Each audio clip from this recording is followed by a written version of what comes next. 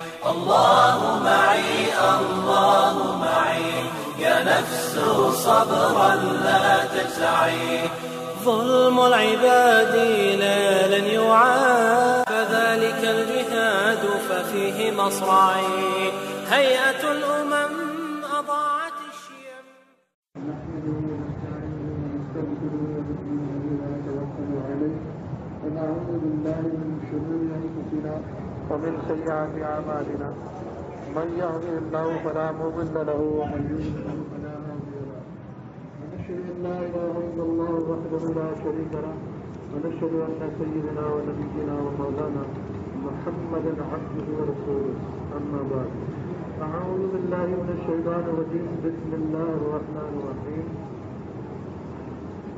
وقال لهم نبيهم إن الله قد بعث لكم طالوت ملكا قالوا أنى يكون له الملك علينا ونحن أحق بالملك منه. محترم حضرات، موضوع جو ہمارا ہے وہ دجال ہے. اس وقت میں دجال کیا کر رہا ہے اور اس کی کیا تیاری ہے اور اس کی تیاری پر لوگ کس طرح استعمال ہو رہے ہیں. کچھ لوگ جان بوجھ کر اس پر استعمال ہو رہے ہیں اور کچھ لوگ انجانے میں اس کے کام پر استعمال ہو رہے ہیں. جو وہ چاہ رہا ہے وہ ہم کر رہے ہیں، کیونکہ اس کے راستے کی ایک ہی رکاوٹ ہے دجال کے، اور وہ ہے سنت. سنت کی پیروی کرنے والی اگر ایک بھی جماعت زمانے پر موجود ہوتی ہے تو وہ اس کو نکلنے سے روکتی رہتی ہے. نکلنے کا ارادہ وہ بہت بار کرتا ہے، لیکن ہر بار اپنے ارادے کو اس انفارمیشن پر موقوف کر دیتا ہے جب اس کو پتہ چلتا ہے کہ فلاں علاقے میں ایک سنت کی پیروی کرنے والی جماعت ہے جو لڑ رہی ہے کفر کے خلاف. تو اس ارادے سے اس بات کو سن کر کے وہ ڈر جاتا ہے اور ارادہ موقوف کر دیتا ہے. پھر وہ اپنی تیاری پر نظر ثانی کرتا ہے کہ میری جو تیاری ہوئی ہے وہ کہاں تک پہنچی ہے. کیا میں اس لائق بن پایا ہوں کہ میں پوری دنیا کا مقابلہ کر سکوں یا نہیں. اس پر غور کرنے کے بعد وہ جب اس کو پاتا ہے کہ نہیں میں ابھی پوری دنیا کا مقابلہ نہیں کر سکتا، پھر وہ رک جاتا ہے اور پھر اس میں مزید تیاری کرتا ہے. اور گزشتہ جمعہ میں بتایا گیا تھا کہ اس کے پاس دو طاقتیں ہیں. ایک طاقت جو ہے وہ مادی طاقت ہے جس کو ہم سائنس کہتے ہیں، اور دوسری طاقت جو ہے وہ جادو ہے. جادو کے بارے میں سب لوگ جانتے ہیں، اور لیکن وہ اس کی کیا حقیقت ہے اور وہ کتنا طاقتور ہے اس کے بارے میں کچھ لوگوں کو معلوم ہے، کچھ کو نہیں. لیکن وہ ایک بہت بڑی طاقت ہے اسباب کی لائن سے. کیونکہ اللہ تعالیٰ شانوں نے سورہ بقرہ میں دو جگہ دو باتوں کا انکشاف کیا. ایک تو یہ ہے کہ جادو کی طاقت کیا ہے اور وہ جادو کیا چیز ہے.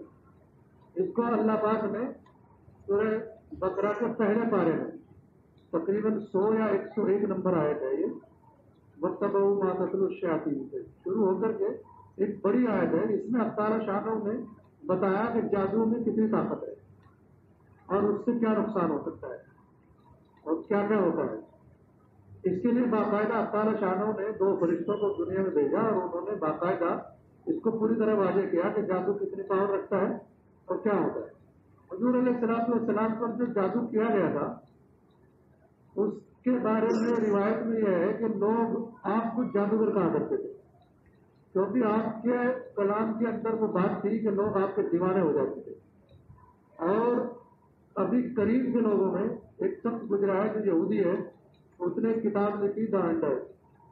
اس میں اس نے 100 ایسے لوگوں کو دنیا میں جمع کیا ہے جن کا اثر قوم کے اوپر بہت گہرا ہوا. اس میں حضور نبی کریم صلی اللہ تعالیٰ علیہ وآلہ وسلم کو پہلے نمبر میں اس نے رکھا ہے اور یہ کہا کہ دنیا میں یہ وہ واحد شخص ہے جس کے ماننے والوں نے 100% ان کی بات کو مانا ہے، قدرت نہیں کیا. اور ان کی عقل کا اور ان کی کارناموں کا مختصر طور پر انہوں نے بیان کیا ہے. اور اس نے حضرت عیسیٰ علیہ السلام کو چوتھے نمبر پر رکھا ہے. 11ویں نمبر پر تقریباً اس نے نیوٹن کو رکھا. اب یہ نیوٹن اور البرٹ آئنسٹین یہ دو ایسے آدمی ہیں جن کو بہت عقل مند شمار کیا جاتا ہے دنیا میں، اور ان کے بارے میں لوگ حفظ کرتے ہیں کہ ہم بھی ایسے ہوں یا ہمارے بچے ایسے ہوں۔ مسلمان تو نہیں، مسلمانوں کو تو پتہ ہی نہیں ہے کیا ہو رہا ہے کیا نہیں ہو رہا ہے۔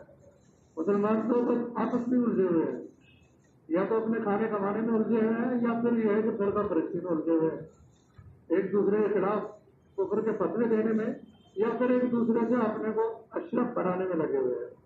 اپنے ہی کلام سے، اپنی تقریر سے ہم اپنے آپ کو اشرف کہتے ہیں۔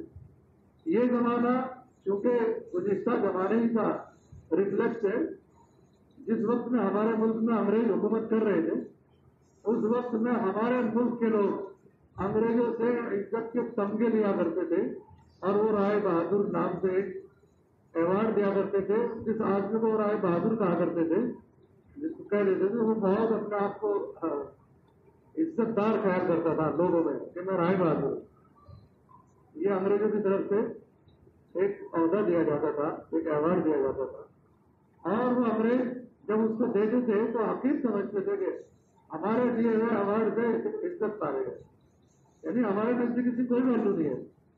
ہمارے ملک میں جو جج ہوتا تھا، ہمارے ملک کا باشندہ شہری، وہ کسی انگریز کو سزا نہیں سنا سکتا تھا۔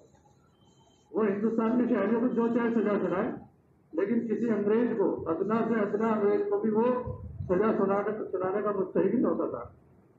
انگریز کچھ بھی کرے، انگریز کے خلاف اگر مقدمہ چلے گا تو وہ انگریزی عدالت نہیں چلتا تھا، اس میں کوئی ہندوستان کا شہری جو ہے انگریز کا مقدمہ نہیں چل سکتا تھا۔ تو ہم اس کو عزت قبول کرتے تھے اور ہم شہرت پاتے تھے اس سے، اور وہ ان کی نگاہوں میں حاضر ہوتے تھے۔ یہی پوزیشن اس وقت مسلمانوں کی ہے۔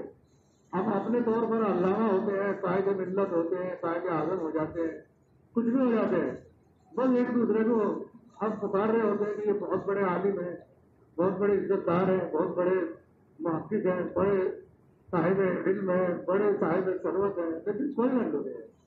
پوری قوم مسلم پوری دنیا میں ذلت کے سوا کچھ ہمارے مقدر میں سب نہیں ہے۔ دنیا میں سب 800 کروڑ انسان ہیں، 800 کروڑ میں سے 150 کروڑ انسان جو ہے وہ اسلام کے نام پر رجسٹرڈ ہے۔ رجسٹرڈ اس لیے ہے کہ ان کا نام مسلمانوں جیسا ہے، باقی کام ان کے کیا ہے ہم خوب اچھی طرح جانتے ہیں۔ ہمارے پاس اس وقت میں دنیا میں تقریباً 60 حکومتیں ہیں، 60 سے زیادہ ہوں، 60 ملکوں کے مالک ہیں، لیکن 60 کے ساتھ صرف ایک ایسا ملک ہے کہ اس کے جوتیاں چاٹنے کے علاوہ کچھ نہیں کر رہے۔ یہی پوزیشن ہماری اس ملک میں ہے کہ ہم کانگریس کو ووٹ دینے کے علاوہ کوئی چارہ نہیں سمجھتے، کیونکہ وہی ہمیں جو ہے بی جے پی سے بچا سکتی ہے۔ اور جب الیکشن کا ٹائم آتا ہے تو ہم بڑے فخر کے ساتھ ایک دوسرے سے مناظرہ ہوتے ہیں اور کہتے ہیں میں بہت عقل مند ہوں، یہ فلاں آدمی تو ووٹ کاٹنے کے لیے کھڑا ہو گیا، اس کو دینے ہی نہیں ہے۔ بس کسی کی نہیں مانتے، کسی کی نہیں سنتے، کوئی کتنا بھی کہے، ہمیں جو ہماری عقل میں آنے ہوئی ہم نے کرنا ہے۔ اور اس کا نتیجہ یہ ہوتا ہے کہ ہم ملک کی ایک مین وہ ہے دفعہ جس کو مکھیہ دھارا کہا جاتا ہے، اس سے ہم کوسوں دور ہو گئے، یعنی اب ہمارا شمار اس میں بھی نہیں ہے۔ شمار اس ملک میں 5% ہے، مسلمانوں کا 83% جو ہے وہ 17.5 ہے، 17.5 تھوڑا زیادہ ہوا ہے، لیکن 17.5 کروڑ لو، 17.5% کے اعتبار سے تقریباً 25 کروڑ مسلمان اس ملک میں ہے جو حکومت کے رجسٹر میں نام ہے کہ یہ مسلمان ہے۔ اتنے آدمی ہونے کے باوجود ہماری کوئی حیثیت نہیں ہے۔ پارلیمنٹ میں ایک بل پاس ہوا ہے شریعت مطالعہ کے خلاف، حالانکہ اس کو 3 طلاق کا نام دیا گیا ہے۔ بہت سے مہذب پڑھے لکھے لوگ مسلمان یہ سمجھ رہے تھے کہ بہت اچھا ہے، بہت اچھا ہوا، کچھ لوگوں نے اس کی کھل کر تائید کی ہے، حالانکہ یہ شریعت میں مداخلت کا راستہ کھلا اور شریعت میں مداخلت کرنے کا یہاں سے راستہ ملا کہ 3 طلاق کو بین کرو، اور 3 طلاق کو یہ کہہ دیا گیا کہ یہ جو ہے غیر قانونی ہے، غیر مہذب ہے، اس کی کوئی ویلو نہیں ہے، لہٰذا اگر کوئی آدمی 3 طلاق دے بھی دے گا تو نافذ ہی نہیں ہوگی، وہ ایک ہی طلاق نافذ ہوگی۔ پھر پارلیمنٹ میں ایک اور قانون پاس کر دیا گیا کہ جو آدمی 3 طلاق دے گا وہ 3 سال کے لیے جیل میں جائے گا، اور اس 3 سال میں بیوی کو خرچ بھی دینا پڑے گا، بیوی کا سارا خرچ اس کے ذمہ ہوگا۔ ایک آدمی جیل میں ہے، خرچ کہاں سے لائے گا؟ ایسا احمقانہ قانون بنایا گیا اور 280 ممبر ہیں اس پارٹی کے جس نے یہ احمقانہ قانون بنایا کہ ایک آدمی جیل میں بھی ہوگا اور بیوی کو خرچ بھی دے گا. چلو اس آدمی کا تو مارا جا سکتا ہے جس کا بینک بیلنس ہو, جس کی پراپرٹی ہو, مان سکتے ہیں کہ بھائی اس بینک بیلنس کو حکومت جو ہے جب کر لے اور اس میں سے خرچ فوراً کر لے, ایسا کیا جا سکتا ہے. لیکن مسلمانوں کے پاس تو بینک بیلنس ہی نہیں ہوتے, بہت کم ہوتے ہیں. بمبے کو چھوڑ دیجیے, آپ مغربی یو پی میں نکلیے, مشرقی یو پی میں جائیے, یا ہریانہ میں جائیے, بہار میں جائیے, آسام میں جائیے, پورے ملک میں گھومیے, مسلمانوں میں سب سے زیادہ کمزوری اور غریبی جو ہے وہ مسلمانوں کے اندر ہے. میں ایک بار سال لگانے کے ارادے سے جب جماعت میں نکلا تو 4 مہینے کے لیے ہمیں بھاگلپور بھیجا گیا تھا. بھاگلپور میں سیلابی علاقہ ہے یہ, کیونکہ گنگا اور جمنا جو ہے وہ الہ آباد میں مل جاتی ہے اور پھر ایک بہت بڑی وہ ندی بن جاتی ہے, اور اس کا سب سے زیادہ جب سیلاب کا جو اثر پڑتا ہے وہ بھاگلپور میں پڑتا ہے. اور بھی علاقوں پڑتا ہوگا کیونکہ ہم تو وہاں رہے, اسی کا پتا ہے. تو مسلمانوں کی پوزیشن بتا رہا ہوں, مسلمانوں کے پاس رہنے کے لیے اس زمین کا جو خشک حصہ ہے جس کا ہم آباد ہے ایسا بھی نہیں. پانی کے اندر وہ لکڑی گاڑ لیتے ہیں اور اس کے اوپر 4 لکڑی گاڑ کے اس کے اوپر پھر ایسے 4 لکڑی باندھتے ہیں اور اس کے اوپر لکڑیاں رکھ کے اور وہ کچھ گھاس پھوس رکھ کے وہ ان کا گھر اس میں رکھتے. اور ہماری جماعت میں سے ایک آدمی نے تو پانی پلانے کے لیے ایک مسلمان کیتلی میں پانی لے کے آیا, تو اس نے کہا کہ میں چائے نہیں پیتا. اس کو سمجھا کہ کیتلی میں چائے ہوگی, تو ایک نے کہا کہ میں چائے نہیں پیتا. اس کو بہت شرم آئی, وہ واپس چلا گیا. واپس چلانے کے بعد کافی دیر کے بعد چائے لے کے آیا اور پھر اس نے بتایا کہ اصل میں مجھے پانی لے کے آیا تھا, اور پھر جب آپ نے کہا کہ چائے نہیں پیتا تو میں سمجھا کہ آپ نے اس کو چائے سمجھا ہے, تو مجھے شرم آئی کہ میں اپنے بھائیوں کو چائے نہیں پلا سکتا. تو اس پاس کے گاؤں میں بکری کا دودھ لایا اور پھر چائے بنا کے آپ کے پاس. تو اتنی غریبی وہاں پر.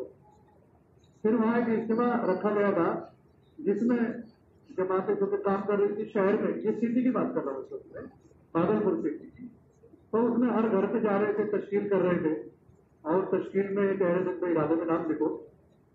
تو آپ کو یقین کرنا چاہیے 400 گھر ایسے تھے ہماری لسٹ کے مطابق کہ ان 400 گھروں میں لگاتار فاقہ. انہوں نے کہا کہ ہم نام ارادے میں بھی کیسے لکھوا سکتے ہیں, اتنی غریبی. اور ایسا ہندوستان کے اکثر علاقوں کی غریبی ہے, اتنا غریب ہے مسلمان. اتنا غریب مسلمان جب 3 طلاق دے گا تو وہ بیوی کو بچہ کھا سکے اور وہ بھی جیل میں چلا جائے گا. تو ایسا احمد قانون بنایا گیا. اور وہ قانون کی بات نہیں کرتی, میں اپنی حالت بتا رہا ہوں کہ ہماری کیا پوزیشن ہے, جس میں ہم یہ سمجھ رہے ہیں کہ ہم اپنے لقب سے ہم حضرت ہو جائیں, قائد ملت ہو جائے, قائد اعظم ہو جائے, تو اس سے ہمیں کوئی عزت ملے گی, درجت نہیں ملے گی, بالکل نہیں ملتی, کیونکہ ہم پوری طرح ذلت میں اس وقت ہیں. تو اس میں وہ 23 ممبر آف پارلیمنٹ تھے اس کو جب بل پاس ہو رہا, اس میں سے صرف 2 مسلمانوں نے کھڑے ہو کر اس کی مخالفت کی. ایک اسد نے جسے اسد الدین اویسی کے نام سے جانتے ہیں, اور ایک جو دارالعلوم دیوبند کی مجلس شورا کے ممبر ہیں مولانا بدر الدین اجمل, جن کا عطر کا کاروبار ہے, اور اجمل کے نام سے آپ نے کہیں بمبے میں دیکھا ہوگا, کئی ساری دکانیں ہیں ان کی, اور 27 ملکوں میں ان کا کاروبار ہے. اور پچھلے الیکشن میں جب آسام میں الیکشن ہوا تو یہ چیف منسٹر کے دعوے داروں میں سب سے آگے تھے. اور چونکہ مسلمان پوری طرح کانگریس کو چھوڑ کر کے ان کو ووٹ دے رہے تھے, تو پھر کانگریس نے بی جے پی کا سپورٹ کیا کہ کسی بھی طرح سے بدر الدین اجمل کو روکا جائے, یعنی مسلمانوں کو روکا جائے اور بی جے پی بھلے آ جائے. تو کانگریس کے سپورٹ سے وہاں بی جے پی کی حکومت بنی اور بدر الدین اجمل جو ہے وہ دوسرے نمبر کی شخصیت بن کر رہی ہو. ایک اس نے مخالفت کی, باقی 21 میں سے ایک اور مولوی تھے جو اسرار الحق کے نام سے, اور یہ کشن گنج سے آتے ہیں, عالم ہیں اور ممبر آف پارلیمنٹ ہیں زمانے سے. اور कांग्रेस ने ये सर्कुलेशन पास कर दिया था कि कोई भी मेंबर जो है पार्लियामेंट में 3 तलाक बिल की मुखालफत नहीं करेगा। तो उसकी वो इताअत करते हुए कांग्रेस की इन्होंने भी उस बिल की मुखालफत में कोई जुमला नहीं कहा और बाद में एक वीडियो व्हाट्सएप पे वायरल करवा दिया कि मुझे पार्टी ने बोलने के लिए मना कर दिया था, फिर मैं बाहर निकला और अपने दोस्तों से मशवरा किया और मशवरा करके आने में मैं रास्ते में ट्रैफिक में फंस गया था, इसलिए पार्लियामेंट नहीं पहुंचा और मुखालफत नहीं कर सका। ये झूठ भरम अपनी बात थी। बाद में एक और आलिम है, उन्होंने पूछा कि वो जो ट्रैफिक जाम हो गया था दिल्ली में वो कौन से रोड पे था उस वक्त, और पार्लियामेंट साहब कितनी दूर जाकर के दोस्तों से मशवरा करते थे। तो जब पार्लियामेंट का सेशन चल रहा होता है तो आसपास ही सब मेंबर होते हैं, तो आप कितनी दूर चले गए? तो 23 मुसलमान मेंबर जो है वो गर्दन झुकाए बैठे थे। ये वो मेंबर थे जिनको हमने वोट देकर चुना। तो ऐसी पोजीशन हमारी जिल्लत की है और इसमें जितनी फिरकेबाजी हमारे अंदर है वो बहुत ज्यादा है। और फिरका एक बार एक आलिम ने सवाल किया कि फिरका बनता कैसे है, और ये क्योंकि जो अभी शूरा और अमारत का झगड़ा हुआ था इसमें चूंकि बहसबाजी चल रही थी काफी, मैं भी खूब सुनता था क्योंकि मैं इस बहसबाजी में तो कभी पढ़ा नहीं और ना मैं पढ़ता, किसी भी बहस में नहीं पढ़ता। तो हाँ, कोई बात शरीयत की मुझसे पूछे तो मैं बता देता, लेकिन बहस के अंदाज में दिल से बात नहीं करता। हाँ, कोई समझना चाहे किसी भी लाइन की कोई बात हो, चाहे वो साइंसी एतबार से हो, चाहे वो मजहबी एतबार से हो, चाहे वो दीनी एतबार से हो, किसी भी लाइन की कोई बात अगर आदमी मुझसे पूछना चाहे तो वो पूछ सकता है। इसकी वजह यह है, आप ये ना समझे कि मैं बहुत ज्यादा जानने वाला हूँ, बहुत बड़ा आलिम हूँ, ऐसा नहीं है। मैं आप जैसा ही मुसलमान हूँ, आप मुसलमान हूँ, लेकिन इसकी वजह ये रही कि पढ़ने के जमाने में चूंकि मेरे तमाम रिश्तेदार जो ऑफिसर टाइप के हैं उन्होंने मुझे इस पर गाइड किया कि तुम जो है साइंसदान बनो बड़े होकर, और मुझे उसी तरफ तवज्जो दिलाई गई क्योंकि पढ़ने में मेरा अच्छा जहन था, तो मैं उसी तरफ लग गया और एक टीम का मैं सदर बना। और उस टीम के सदर बनने के बाद हमने बहुत सारी चीजें ऐसी तलाश की जो इस वक्त में नहीं थी। आज भी ऐसे सेमिनार यहाँ का मेरे को नहीं मालूम है, लेकिन चूंकि हरियाणा में थे हम लोग, तो वहां पर एक सेमिनार होता है पूरे सुबह के एतबार से, जिसमें बच्चे जो है अपने साइंसी कारनामे जो नए इजाद किए हो वो उनको वहां पर रखते हैं, और जिसका टॉप आता है उसको हुकूमत जो है वो इनाम देती है। इसलिए आज एजुकेशन के एतबार से जो पहले कभी केरला हुआ करता था, सबसे टॉप पर इस वक्त हमारे मुल्क में हरियाणा है। तो हम इसी फील्ड में आगे बढ़ा, लेकिन बढ़ने के बाद फिर थोड़ा जब मैं बढ़ा और ग्रेजुएशन में पहुंचा तो घर वालों की जो राय थी वो ये थी कि तुम IAS करो। अब IAS करने में चूंकि उसमें 2 बातें होती है, एक तो जो सब्जेक्ट होते हैं मुतय्यन होते हैं, कुछ 2 सब्जेक्ट उसमें ऐसे होते हैं जो चॉइस कर दिए जाते हैं, और उसमें एक ये होता है अभी तो इसके इम्तिहान के वो नंबर बढ़ा दिए गए हैं, 2700 नंबर का जो पेपर होता है। उस वक्त जब हम कर रहे थे उस वक्त 1800 नंबर का पेपर हुआ करता था। 1500 नंबर के पेपर जो है वो लिखित में होते थे और 300 नंबर का इंटरव्यू होता था, और इंटरव्यू में फिर वो जो चाहे पूछते थे, कुछ भी सवाल पूछते थे।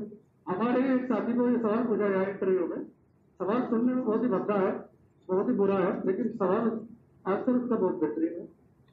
तो उन्होंने कहा कि अगर आप घर में दाखिल होते हो और घर में दाखिल होते हुए आप देखें कि आपकी बहन है और वो नंगी पड़ी है, उस वक्त आप क्या करेंगे? क्योंकि आप अचानक दाखिल हुए। तो उसने कहा कि अगर ऐसा मेरे को कभी लगा और मैं घर में दाखिल हुआ तो मैं अपनी बहन को शूट कर दूंगा, तो उसकी जुरात में वो नंगी पड़ जाए, घर में लेट जाए। फिर दूसरे से पूछा, तीसरे से पूछा, किसी ने कुछ जवाब दिया, किसी ने कुछ जवाब दिया। जिसका सही जवाब था उसने ये कहा कि मैं घर में जब दाखिल होऊंगा और ऐसा देखूंगा तो मैं अपनी बहन को उठा के गोद में ले लूंगा, प्यार करूंगा, क्योंकि छोटी बहन ही बगैर कपड़े के ले सकते, बड़ी बहन को तस्वीर नहीं किया जा सकता। तो इस तरह के सवाल होते हैं बहुत सारे। मुझे वो सवाल नहीं सुनाने आपको, क्योंकि मैं तो उनसे गुजरा हूँ और उनके जवाब भी दिए हैं। मैं चूंकि इसमें 2 पेपर होते हैं, मैं दूसरा पेपर नहीं दे पाया और एक मजबूरी की वजह से। तो बहरहाल मुझे जो ये नॉलेज हुआ है, जिस बात को मैं समझा हूँ, जिसको जाना हूँ, सिर्फ इस वजह से کہ شروعات میں میرا رجحان اس طرف کیا گیا تو میں نے اس کو خوب جانا. جو میں نے پچھلے بیان میں بتایا جہاں جو ہمارے جو استاد کے جو حفظ کراتے تھے مجھ کو، میں اس سے سوال بھی کیا کرتا تھا اسی بارے میں، کیونکہ وہ ذہن پہ بہت اثر تھا اس کا، اور حالانکہ ان کے پاس اس کا جواب نہیں ہوتا تھا. بعد میں ہم نے اس سب کو ڈھونڈا. یہ جو آج میں آپ کو بتا رہا ہوں کہ دجال کی کیا تیاری ہے اور وہ کہاں تک پہنچا ہے، یہ ریسرچ کیسے ہوئی ہے اور کیسے اس کو جانا گیا ہے. ہمارے ایک اسکالر ہے جن کا نام محمد داؤد ہے، عیسیٰ کے نام سے ان کو جانا جاتا ہے، اور مصر کے رہنے والے ہیں. 30 سال انہوں نے ریسرچ کی ہے برموڈا ٹرائی اینگل کے اوپر، اور برموڈا ٹرائی اینگل کے پر ریسرچ کر کے انہوں نے جو تحقیقاتی رپورٹ پیش کی ہے اور انہوں نے جو تھیسس لکھی ہے، جو لوگ پی ایچ ڈی کرنے والے ہیں آپ میں سے جو جانتے ہوں گے، تو پی ایچ ڈی کا اصول یہ ہوتا ہے کہ وہ 3 سال میں کسی استاد کی نگرانی میں رہ کر کی جاتی ہے. اور اس میں نے پچھلی بار بتایا تھا کہ وہ صرف اس کا جو استاد ہوتا ہے اس کے کپڑے دھونے رہتے ہیں، اس کے برتن دھونے رہتے ہیں، اور اس کی سبزیاں لاتے ہیں، اور سارے گھر کے اس کے کام کرتے ہیں، یعنی نوکر سے ہی بدتر کام کرتے ہیں، لیٹرن صاف کرتے ہیں. پھر وہ جب خوش ہو جاتا ہے تو ایک ایسی تیسری جسے لوگ بھول چکے ہوتے ہیں اٹھا کر دے دیتا ہے، تو اس میں سے نقل کرتے ہیں اور نئی تیسس وجود میں آ جاتی ہے، اور اس پر وہ ہم کو پاس کر دیتا ہے اور ہم پی ایچ ڈی ہو جاتے ہیں. پی ایچ ڈی کا مطلب ہوتا ہے ڈاکٹر آف فلوسفی، لیکن عام مرحلوں میں پھر اس پی ایچ ڈی کا نام نکالا گیا کہ پھرا ہوا دماغ ہی پھر گیا ہے کہ جو پوسٹ گریجویٹ ہونے کے بعد لیٹن صاف کر رہا ہو کسی استاد کی. تو یہ پی ایچ ڈی ہوتی ہے. لیکن ہمارے بڑوں نے جن کی میں بات کر رہا تھا پچھلے اس میں، وہ ابو ریحان البیرونی کی، انہوں نے وہ اتنے بڑے سائنسداں تھے تو وہ کیوں سائنسداں بنے؟ میں نے یہ بتایا تھا کہ قرآن کریم کی وہ آیت جس میں تب سے بلقیس کو ایک شخص بنی اسرائیل کا فلک جھپکنے سے پہلے حاضر کر دیتا ہے، تو یہ چونکہ کرامت ہے اور وہ بڑے عالم تھے تو سمجھتے تھے کہ یہ کرامت ہے، لیکن چونکہ یہ قرآن ہے، یہ کلام الہی ہے، اس کا ایک موضوع نہیں ہوتا. اسی لیے ایک علی کرم اللہ وجہ نے خارجیوں سے جب مناظرہ ہوا تو اس میں یہ کہہ کر بھیجا تھا کہ قرآن سے مناظرہ نہیں کرنا، بنا قرآن کے مناظرہ کرنا، کیونکہ قرآن جو ہے وہ کئی چہروں والا ہے. اس کی عبارت کو تو اگر ادھر سے ادھر کر دیا جائے تو اس کے معنی چینج ہو جاتے ہیں اور دوسرا معنی بدل کر آ جاتا ہے. تو انہوں نے کہا کہ قرآن سے مناظرہ نہیں کرتے. تو چونکہ یہ قرآن ہے اور اس پر جو ہمارے اکابرین نے محنت کی ہے اور اس کو جانا ہے، تو انہوں نے یہ سمجھا ہے کہ بھلے ہی یہ کرامت ہو لیکن اس کے پیچھے کچھ نہ کچھ ریجن جو ہے وہ زمین پر بھی واقع ہوا ہے. اسی واقع میں اس کو دیکھتے ہوئے انہوں نے اس ریسرچ کو غور کیا، محنت کی، اور انہوں نے جو اس کا یہ فارمولا بنایا اور اس فارمولے کو کہا کہ روشنی میں اگر کسی چیز کو تبدیل کر دیا جائے اور وہ بہت جلدی سے آ جائے گی، تو وہ 3 باتیں جو میں نے ان کی آپ کے بارے میں پچھلے بیان میں بتائی تھی، اسی پر آگے چل کر جو کام ہوا، اسی پر نیوٹن جو میں نے ذکر کیا تھا، نیوٹن اور البرٹ آئنسٹائن نے اسی تھیوری پر آگے تھوڑا سا کام کیا، اور میں بتاؤں گا انشاءاللہ. تو اب یہ جو البیرونی ہے، ابو ریحان البیرونی، انہوں نے کتنا کام کیا اور یہ کتنے ماہر تھے، اور انہوں نے پوری زندگی اس پر لگایا. 12 سال تو یہ اپنے گھر کی چھت پر ہی بیٹھے رہے، صرف نماز کے لیے اترتے تھے، کھانا ان کو یاد نہیں رہتا تھا. گھر والے بلا کر تھک جاتے تھے کہ بھائی کم سے کم کھا تو لے، کھانا تو کھا، اور یہ چھت پر بیٹھے رہتے تھے اور صرف ستاروں کو رات ہی میں نہیں دن میں بھی غور کرتے تھے. اور سب سے پہلا ٹیلیسکوپ انہوں نے ہی بنایا، اور انہوں نے اس پوری مکمل پر کتنا کام کیا. 56 کتابیں ان کی، 56 کتابیں ان کی میڈیکل سائنس پر ہے، جن کو ایسی اس کے اندر باتیں ہیں جنہیں پڑھنے کے بعد جن کو آگے اور مزید ترقی دی ابن سینا نے. اور ابن سینا وہ آدمی ہے جس نے سب سے پہلا پانی کے اندر جو ہے وہ جراثیم ہوتے ہیں اور ایسے وائرس ہوتے ہیں جو آدمی کو بیمار کر دیتے ہیں، انہوں نے ڈھونڈے اور انہوں نے اس پر محقق بحث کی. پھر انہوں نے دھول اور مٹی کے اندر جراثیم تلاش کیے اور اس پر محقق بحث کی. سب سے پہلا آپریشن آنکھوں کا انہوں نے کیا، چشمہ بنایا، اور آنکھوں کی گرتی ہوئی روشنی کو اسٹیبلش کرنے کے لیے انہوں نے کام کیا. 19ویں صدی تک القانون نام کی جو 5 جلدوں میں تھی، جس کا نام ہوتا ہے دا کینن آف میڈیسن، یہ پڑھائی جاتی تھی. اسی پر ڈاکٹر بنتا تھا. جو آدمی ان 5 کتابوں میں فیل ہوتا تھا وہ ڈاکٹر نہیں بن سکتا تھا.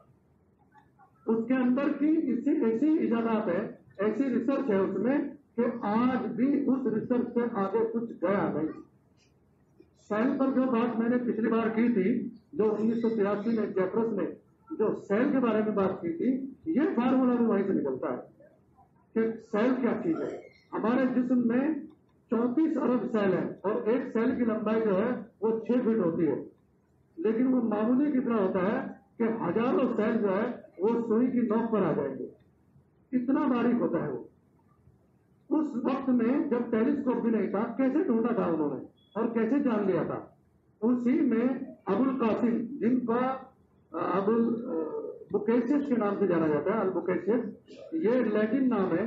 ایک کام اور ہوا ہے جہاں انگریزوں نے اور دنیا کے اس وقت کے جدید سائنسدانوں نے وہ سارے جو تحقیقات ہمارے اکابرین کی تھی اس کو انہوں نے لیا ہے، وہیں پر ان ناموں میں بھی چینجنگ کی ہے. جیسا امام غزالی کا نام جو ہے وہ الغزل کے نام سے ہے، اسی طرح ابو القاسم کو البوکیشس کہا جاتا ہے. یہ ابو القاسم کون ہے اسے مسلمان نہیں جانتے. یہ وہ سائنسداں ہے اور اتنے بڑے عالم ہیں، یہ قرآن کے بہت ماہرین میں سے تھے. اور انہوں نے کیا کیا ہے، انہوں نے بچہ پیٹ میں جب پھنس جاتا ہے تو اس پھنسے ہوئے بچے کو کیسے باہر نکالا جائے، انہوں نے اس پر آلات بنائے. اور ایسے انہوں نے آپریشن کے 100 آلات بنائے، 100 انسٹرومنٹ ہیں ان کے. اس میں سے 60 انسٹرومنٹ ایسے ہیں جو آج بھی اسی شکل میں ہے جیسا ابو القاسم نے بنائے تھے. اور اس کا تو آج تک کوئی بدل ہی نہیں ہے. جب بچہ اندر پھنس جائے اور اس کو نکالنے کا جو حالات ہے اس کا آج کی جدید ٹیکنالوجی بدل پیش نہیں کر پائی. 100 میں سے 40 کا بدل ہوا ہے، 60 ابھی ابو القاسم ہی کے موجود ہیں. جب آپریشن تھیٹر میں ڈاکٹر پہنچتا ہے تو ان 60 آلات کو استعمال کرتا ہے آپریشن تھیٹر میں. یہ وہ مسلمان ماہرین عالم ہیں جو قرآن کریم کے ماہر ہوتے تھے اور دنیا کے تمام علوم کو یہ سمجھتے. آج کا ایک اور فارمولا ہے، وہ فارمولا یہ ہے کہ ہم یہ سمجھتے ہیں کہ ایک دینی علم ہے اور ایک دنیاوی علم ہے. دنیاوی علم جو ہے وہ کالج اور یونیورسٹی میں پڑھایا جاتا ہے اور دینی علم جو ہے وہ مدرسہ میں پڑھایا جاتا ہے، اور ہے بھی اسی طرح. لیکن یہ سوچ غلط ہے. اگر کوئی عالم اس کو بیان کرے یہ بھی غلط ہے، اور اگر کوئی محقق اس کو بیان کرے یہ بھی غلط ہے، کیونکہ کوئی علم دنیاوی نہیں ہے. یہ سراسر غلط ہے. سارے علوم دینی ہیں. بس جس علم کا تعلق آخرت سے ہے اس کا درجہ بڑا ہے، اور جس علم کا تعلق آخرت کے ان مسائل سے نہیں ہے اس کا درجہ چھوٹا ہے. باقی تمام علوم جو ہے وہ دینی ہے، کیونکہ سارے علوم کا سر چشمہ قرآن ہے. زمانہ جاہلیت کے نام سے خوب لوگوں نے تقریریں سنی ہے، لیکن زمانہ جاہلیت کیا چیز ہے؟ زمانہ جاہلیت یہ ہے کہ حضرت عیسیٰ علیہ الصلوۃ والسلام سے پہلے تقریباً 600 سال پہلے یونان کے اندر سب سے پہلا سائنسی علوم پر کام ہوا، اور انہوں نے بہت تحقیقات کی. اور وہ تحقیقات کیا تھی؟ ان کی نظریات پر، یعنی ان کے اپنے خیالات ہوتے تھے اور وہ خیالات کو ایک کتاب کی شکل دے دیتے تھے. اور وہ خیالات کیا ہوتے تھے کہ زمین پر جو چیزیں نظر آتی ہیں جیسے ستاروں کی کیا حقیقت ہے اور سورج کی کیا حقیقت ہے، دن اور رات کی کیا حقیقت ہے، اس پر انہوں نے کتابیں لکھی. اور وہ اتنے مشہور ہوئے اس کام میں کہ لوگ ان کے شاگرد بنے اور انہیں کے یہاں پڑھنے جایا کرتے تھے. 600 سال تک ان کا دبدبہ رہا علم میں. پھر وہ لوگ متکبر ہو گئے. 300 سال کے بعد متکبر ہوئے اور پھر وہ اپنی پسند کے لوگوں کو پڑھانے لگے. تو پھر رومن امپائر نے ان پر حملہ کیا، اور حملہ کرنے میں انہوں نے جو یونیورسٹی قائم کی تھی اس کو تباہ کر دیا، آگ لگا دی گئی اور ان کو قید کر دیا گیا. اور اس طرح یونان جو ہے وہ رومن امپائر کا حصہ بنا. اور چونکہ رومن امپائر کے بارے میں پچھلی بار میں نے بتایا تھا کہ وہاں پر پوپ کا جو ہے وہ تسلط تھا، پوپ ہی سب کچھ ہوتا تھا، اس لیے پوپ کے حکم پر ساری کتابیں جلا دی گئی.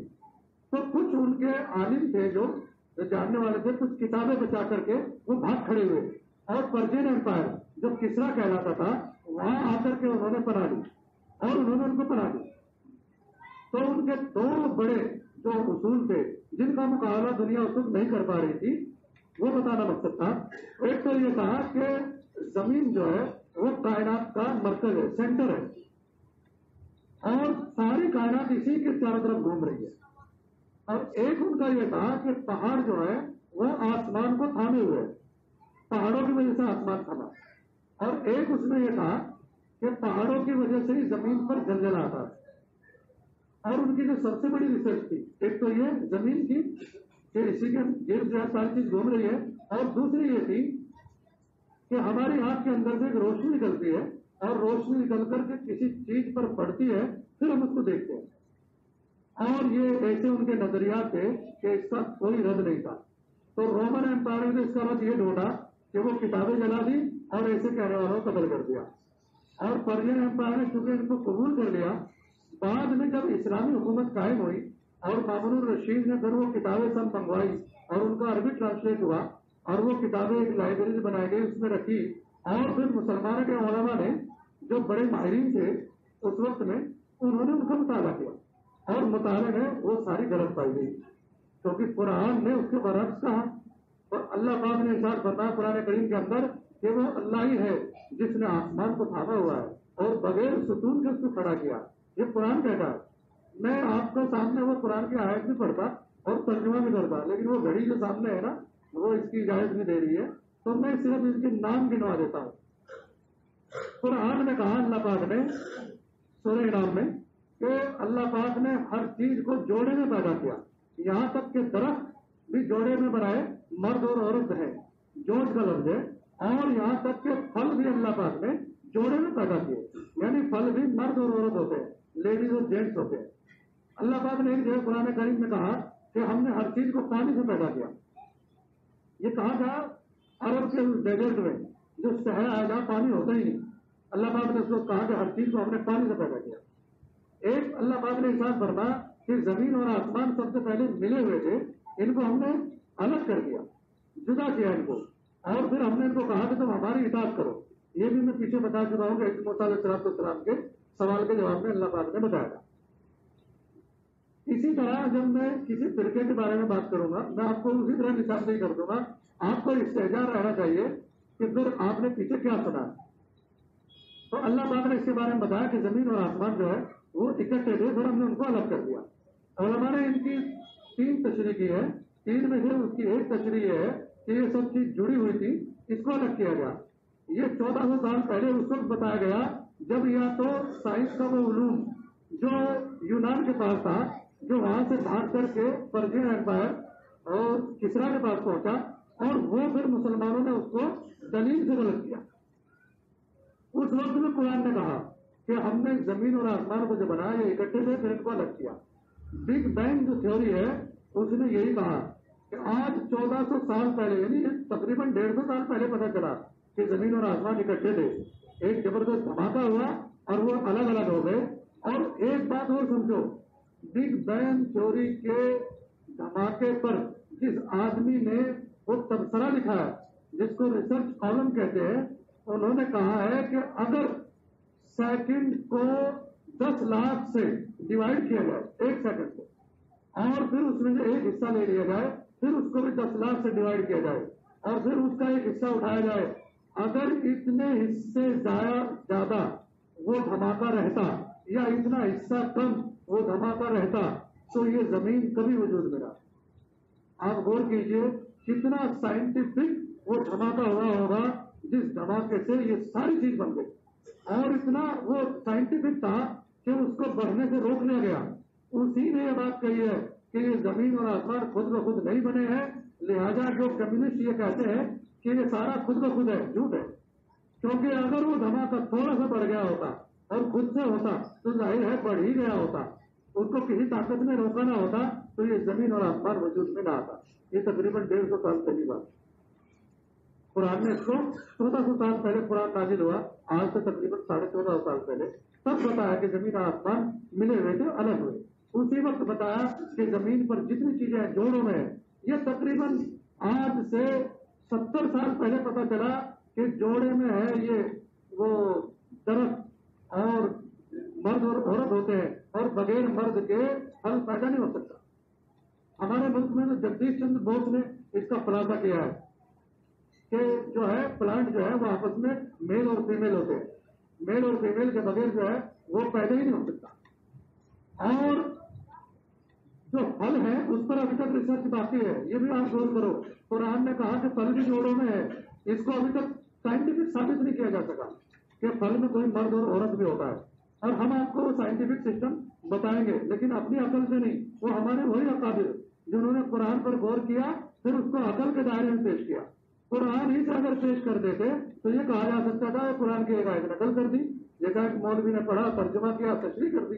نہیں، تو اسی طرح انہوں نے جیسے سائنٹیفک طریقے پر علامہ بیرونی نے اس قرآن کے اس کرامت کو جو اس پر جو نیا فارمولا انہوں نے بتایا ہے کہ سب سے تیز روشنی ہے، وہ روشنی کا فارمولا پھر کس قدر کنورٹ ہوا، اسی کے سلے میں ہم آج موبائل پر بات کر پاتے ہیں، اسی کے سلے میں ریڈیو بنا، اسی کے سلے میں ٹیلی ویژن بنا، اسی بنیاد پر انٹرنیٹ کام کرتا ہے. آپ کو جب میں آپ کو یہ ترتیب سے بتاؤں گا اس وقت آپ سوچیں گے کہ انٹرنیٹ کا کیسے کنیکٹڈ ہے اس سے، روشنی سے، اور وہ کیسے کام کرتا ہے ہمارا، کیسے ہم جانتے ہیں. بہت سارے نیٹ کے اسکالر ہیں، کیونکہ ہماری انجینئرنگ اتنی تھرڈ کلاس ہے کہ ہم جو ہے وہ صرف پاس ہونے کو انجینئر کہہ دیتے ہیں. یہاں ایک مشہور کالج ہے، وہاں پہ بچوں نے آپس میں بنایا ہوا ہے کہ وہ انجینئر ہی نہیں جیسے کیٹی نہ لگی ہو، اور وہ بات کیا جس کی بیٹی نہ ہو بیٹی بیٹے ہو تو کیٹی لگنے والا ہی انجینئر مانا جاتا ہے. اسی طرح مدرسوں میں بھی ہے کہ جب 6 مہینے کے بعد 7واں امتحان ہوتا ہے تو خوب محنت کر کے بچے پڑھتے ہیں. تو اس پر انہوں نے ایک مقالہ بنایا ہوا ہے کہ یہ تعاقد کلزن ہے، یعنی یہ جو مطالعہ اور محنت ہے یہ روٹی بچاؤ تحریک ہے. کیونکہ اگر فیل ہو گئے تو مدرسہ کا قانون یہ ہوتا ہے کہ روٹی بند کر دے گا اور روٹی اپنے پلے سے کھانی پڑے گی. لہٰذا 6 مہینے اور روٹی کھانا ہے مدرسے کی، تو اس کے لیے پاس ہونا کمپلسری ہے. تو اس طرح ٹائم ہو گیا ہے، انشاءاللہ اگلی بار بات کریں گے. لیکن آج جتنے بھی حالات ہیں وہ البیرونی کی ایجادات ہے، اور البیرونی کی میڈیکل میں 56 کتابیں لکھی انہوں نے، اور 10 کتابیں انہوں نے میتھ پہ لکھی. میتھ کے نام سے گھبرا جاتے ہیں بچے.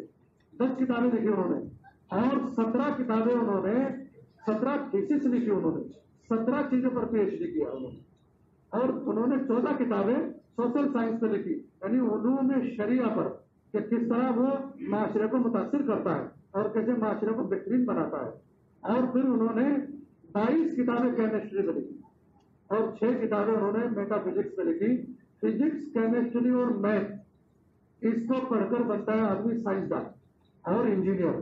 اور فزکس، کیمسٹری، بایو، اسے پڑھ کر آدمی بنتا ہے ڈاکٹر. اور اس پر انہوں نے کتنی کتابیں لکھی؟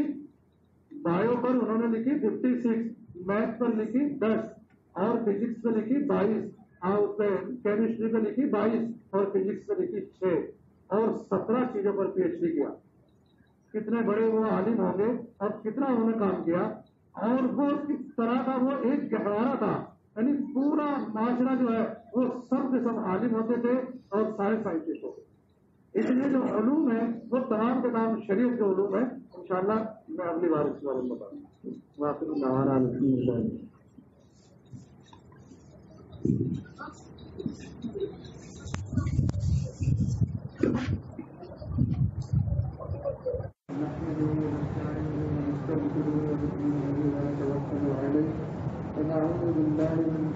اس ویڈیو کو دیکھنے کے لیے جزاک اللہ. دینی و دنیاوی اہم و ضروری معلومات حاصل کرنے کے لیے اس چینل جاء الحق کو ضرور سبسکرائب کریں. سبسکرائب کرنے کے لیے جزاک اللہ.